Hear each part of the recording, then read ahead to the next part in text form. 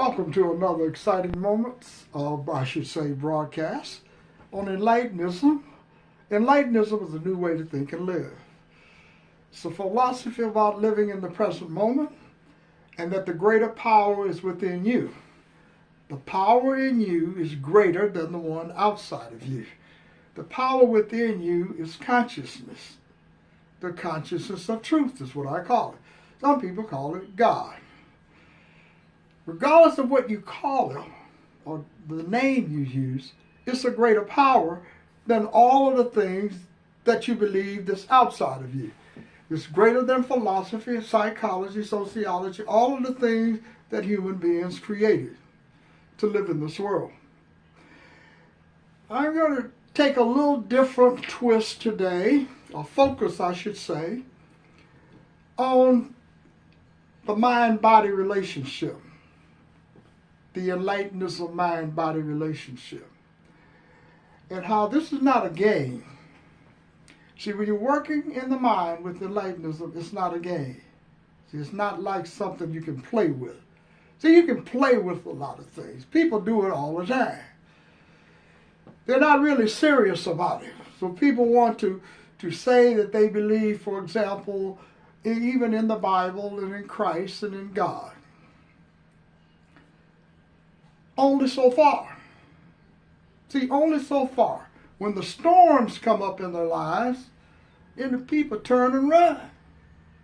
Turn their attention away. Say, well, I believe in, I believe in God and Jesus and so forth, but I'm going to get down and do all of this dirty work that people want me to do because I'm afraid of what's going to happen to me or my family.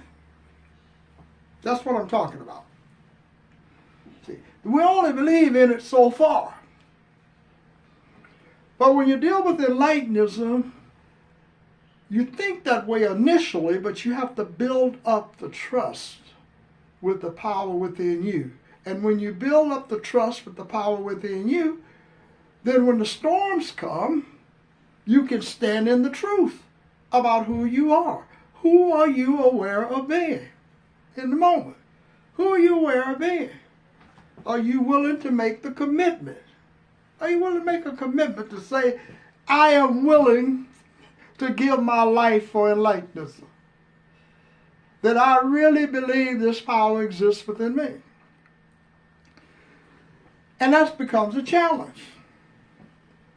So you have a lot of things that happens in life that bring you face to face with who you're aware of being. And when you're aware of being a victim in your life, then you're always going to be aware of it. Everything that comes out of your mouth is going to exemplify victimization. You're always going to think of it as the victim. And somebody else has power and you want to convince the other people to give you some of the power. I want some of what you have. I want some of this stuff. I want to be dealing with all of this luxury and so forth and money. I want it. And then you're willing to do what it takes to get it. Well, Enlightenism is the same way. Do you really want it? And are you willing to do what it takes to get it? So just see, it's a similar situation. You want something in the external world and you're willing to do whatever it takes to get it. People are willing to work day and night for money. Some people can't get enough of it. People are working day and night for fame. They want to be leaders of people. I want to lead the people. God has sent me to lead the people. God didn't send you to lead the people. God created you to come in the world to be the person that you were created to be. And that is to overcome what others have taught you about yourself and discover that you are whole, perfect, and complete. Colorless, faceless, and formless. There's nothing about leading other people. Other people have the same power within themselves. You think that you're the only person that has this power? The external world deals with all of that stuff.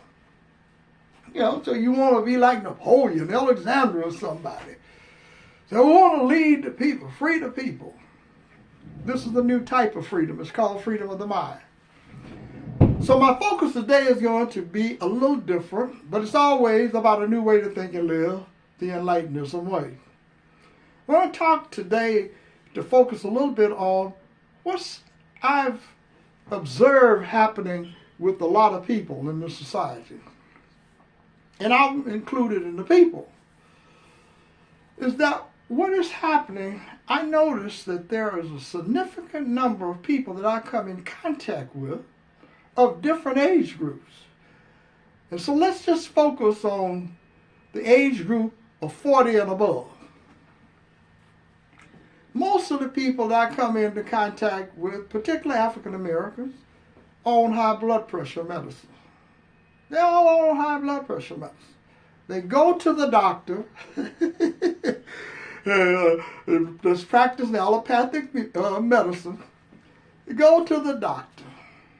The doctor says, okay, first thing I'm going to do, before I do anything about it, what it is, you can tell the doctor, so, well, you know, I'm feeling kind of sluggish and so forth, and I really want to come in today to get some prescription for some eyeglasses or something. First thing the doctor said, well, let me get your blood pressure. See, it's happened to me, and I'm going to tell you about it a little later. Said, let me get your blood pressure. Doctor takes the blood pressure. And the people that I've talked to that really have similar stories to the one I'm about to tell you said, your blood pressure is over the limit. And you said, people say, whoa, what? Say, yeah, we're going to have to give you some stuff to bring it down. We got to get it down to 120 over 80. And these people are young people, relatively young, 40-something years old. That's what I'm talking about. They're on medication. A lot of the people that you see in your families today, 50, 60, whatever, they're on this medication. And you say, well, why? Why are all the people on the medication? Well, the doctors are there for what? What are they there for? To promote medication, pills. Get you on it and you can't get off of it. And even when you desire to get off of it, because I had some people that I associated with and I call my gym buddies, and they were on high blood pressure, nearly everyone there. And I said to the person, why don't you get off of it? Oh no, I have to ask my doctor to get off. I asked my doctor to get off, and then I felt better, and he said no. So we're going to have you continue on your medication. I'm going to reduce the dosage. So I went to the doctor a few years ago. I went to the doctor for something that was unrelated to blood pressure, anything. I went into the doctor for something else. And then the doctor said, first of all, let me take your blood pressure. Then the doctor told me, your blood pressure is high. He said, but don't worry about it. We can give you the medication to get it down and low. He said, now, if you don't take this medication, you're going to probably die, have a stroke or something. Immediately. And so, I didn't want to take medication. I've lived my whole life without medication. So that was a goal I had in life, not to take medication. And to do whatever I could not to take the medication. So, well, if you don't take it, then this is, you run the risk of such and such and such and such. I said, but I feel fine. So then he gave me every test that he could give me. Said, said you're fine. The only thing you need to do is take the high blood pressure medicine. But everything else is fine. And then when I didn't take the high blood pressure medicine, I wouldn't take it. I said, I can reduce this on my own. If I created it, I can uncreate it. I don't need him to tell me how to live my life. I lived my life all these years without him and medication. But he insisted. and I wouldn't take the medicine. See, then he started talking about borderline. Oh, you're borderline this, so we could. All because I would not take the medication. Is what I'm saying. And the reason I did not take the medication is because I'm dealing with Enlightenism, a power in me that's greater than medicine. And if I believe the medicine is greater than the power within me, then I'll go to the medicine to heal myself. And I was unwilling to deal with it. I was unwilling, as I told him, this is my life. And I'm willing to live it the way that I choose to live it. And that means I'm taking a risk, according to what he has to say, with my life. And I'm willing to take the risk. I believe the power in me is greater. I believe it's greater. And so, several weeks later, whatever, it's all going down. Okay? You follow me? But I know today, people I've seen, very young people, relatively young, that's on medication, high blood pressure medication. Just about every black person I see. Regardless, they're all on it and can't get off of it. Because the fear of dying, the fear that someone implants into you, that if you don't do what I say, you're going to die. And that's what the commitment I'm talking about to you today. This is not a game. In order to deal with Enlightenism, you have to put your life on the line. You have to ask yourself, do you trust this power in you that you claim to be greater than the other powers outside of you? Then you become like some of the people you've heard about or read about, like Mary Baker Eddy, Christian Science follower or creator. And she believed that, prayer and other things could heal the body. People said she was crazy. But she was willing to put her life on the line. We put our lives on the line every day to be victims, to be powerless in the society. Every day. Because someone is telling us what to do. Telling you what you can do. You can change how you think and live. And when you change how you think and live, you change what you eat. And you change what you do with your body. You change what you do with your body so that you don't become a victim of the body and the body-mind relationship. So by the time you go to see a medical doctor, you're already messed up. But you did it.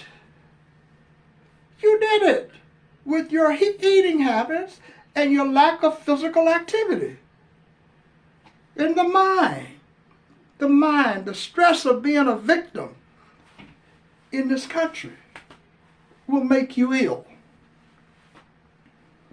The stress of being a victim every day in the United States of America will make you ill. Just in and of itself, whether you eat anything or not that's unhealthy. Just the stress level that comes from living.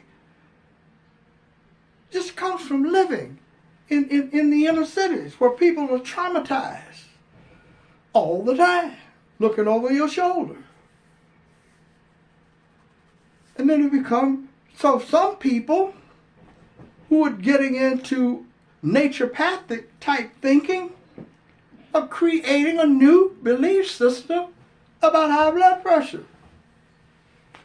And then when you get right into it, when you get right into it and ask the question, I ask him, the doctor, why don't we use you as the mouth and you take your blood pressure? Let's see where yours is. Because I do not believe that someone who is over 50 or 60 should have the same level of the blood pressure as someone 20 years old. I don't believe it. That's my belief. I don't think 120/80 represents a 20-year-old blood pressure is going to be more consistent with a healthy lifestyle than a 50 or 60-year-old person or older. That's just what I believe. But they tell everybody's the same. Everybody's not the same. How do you feel about yourself? What are you doing to create a lifestyle, a healthy lifestyle in your own life without someone telling you what to do? And that's that's the focus of the broadcast today. The focus is on the mind-body relationship, and do you really have any trust? Do you really have any trust in the conscience within? Are you going to turn and run as soon as someone attacks you? Someone tells you what to do. Someone tells you what to do, even if you're Christian, Muslim, Buddhist, or whatever.